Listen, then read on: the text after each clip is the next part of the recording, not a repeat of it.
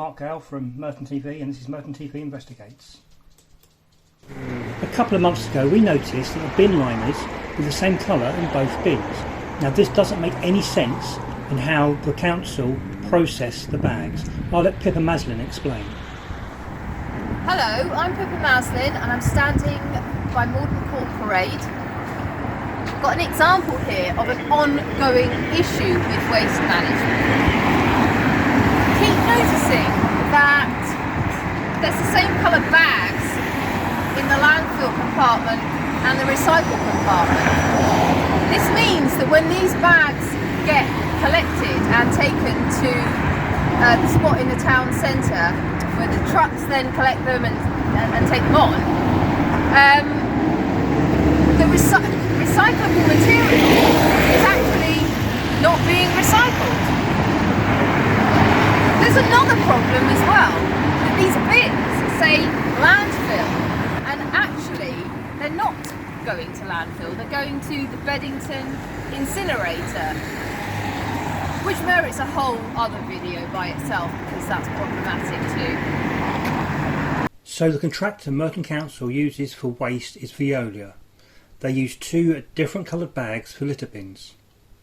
The first is a blue bag which says on it on-street recycling.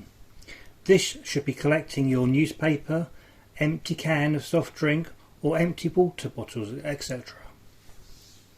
Then there is the green bag which says on it general waste. You will have seen these on most street corners all over the borough that the road sweeper uses to sweep up litter, then leaves for collection.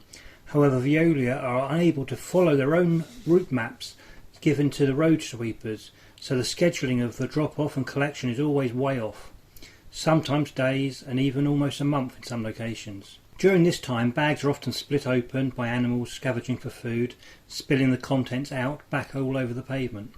It also sends a signal to residents that this is normal and to leave your waste on the pavement, so encourages additional black bin liners and other waste. These green bags are for any non-recyclable waste, such as if you had to change a baby's nappy while out or thrown away leftover food from a takeaway. So remember, blue for recycling and green for non-recyclable waste.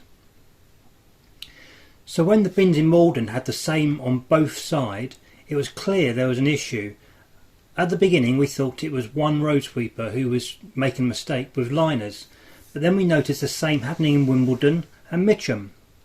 The road sweeper rounds are relatively small and will only ever cover one town centre and maybe some residential roads around it. We watched the process over weeks. It was deliberate, not a mistake. We spoke with the staff who suggested what we had guessed. Both blue and green bags were going to the incinerator. It didn't matter which colour they used, all of it was going to be set alight in Beddington. To make sure this was definitely happening, as we were witnessing, we followed one of the caged vans collecting both green and blue bags. Then, through long diversions due to Beddington Lane being closed for roadworks, we ended up at the incinerator. The Viridor incinerator is a secure facility. It has security guards protecting it. I was approached on the other side of the road taking a picture of it. Working out what was happening to the bags inside the facility was not an easy task. They could have been being stored for an onward journey to another facility. So we came up with a plan to use trackers placed in the bins to monitor where the bags ended up. Using Vodafone Smart SIM tracking, we were able to watch as the bags left the bins we had placed them in, moved to the town centre dumping ground, then onward in the caged vans, different vehicles from Morden from our Wimbledon trackers. In Morden we placed the trackers in two different bins outside the Civic Centre. We did this so we could monitor both in the two different locations when zoomed in on the tracking app. The road sweeper came along, took one of them, and then 5 minutes later added the second tracker to his wheeled cart and walked it to the corner of Abbotsbury Road and London Road outside the Royal Surrey Public House, a lovely sight for the patrons enjoying a drink sitting on the street outside. In Wimbledon we placed both trackers in the same physical bin, one each compartment obviously, in the newly painted Love Wimbledon area in Hartfield Walk. The wording painted on the floor says recycle right, something that clearly is not happening. Do excuse the filthy floor. It's been almost 2 weeks since it had been painted, so it was always going to look grubby. The road sweeper collected the 2 trackers in both green general waste liners and replaced them with 2 more green general waste bags. There was no chance the recycle right bag was going anywhere near a materials recovery facility, but we waved goodbye to our trackers as they were wheeled away into the car park and dumped into commercial wheeled. Then we just sat and waited. We honestly thought they were going to be in their temporary locations overnight until moved in the morning, but later that evening all 4 moved onwards to their final destination. The vehicles went to Beddington Lane, drove into the incinerator where it lost the GPS signal, relying on cell phone tower data to report its location. There was some drift in location, which we thought perhaps this is going to a waste transfer site, but similar movements happened to both recycling and landfill trackers when it lost the GPS. Overnight we lost the mobile signal completely, at which point we believe they had been incinerated. There was plenty of battery life on them and they didn't ever come back out of the facility.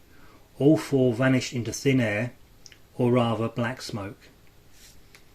But what does this actually mean?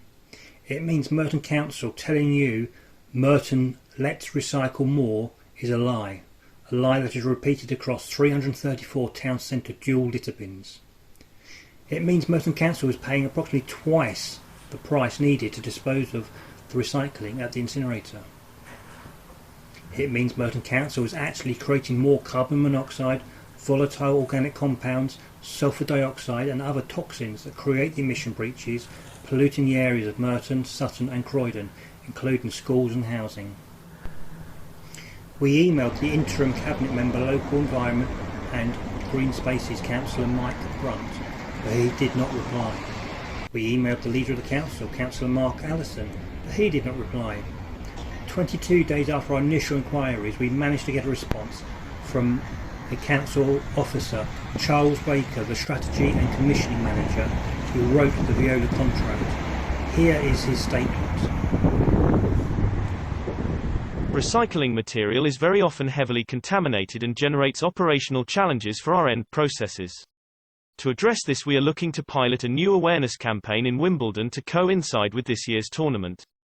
This will see the recycling waste extracted and a waste audit undertaken to illustrate to residents the impact of not recycling correctly. The most common offence is food waste in the recycling side of the litter bin, which will contaminate the whole load. During this investigation, we have spoken with Let's Recycle, the UK's home of recycling and waste management news. We have spoken with an environment campaign company. We have spoken to a leading authority on plastic recycling and resource management. We have spoken with the United Kingdom Without Incineration Network, and we have spoken to other borough groups within the South London Waste Partnership that covers Merton, Sutton, Kingston and Croydon to establish the extent of this problem. We have also spoken with other journalists.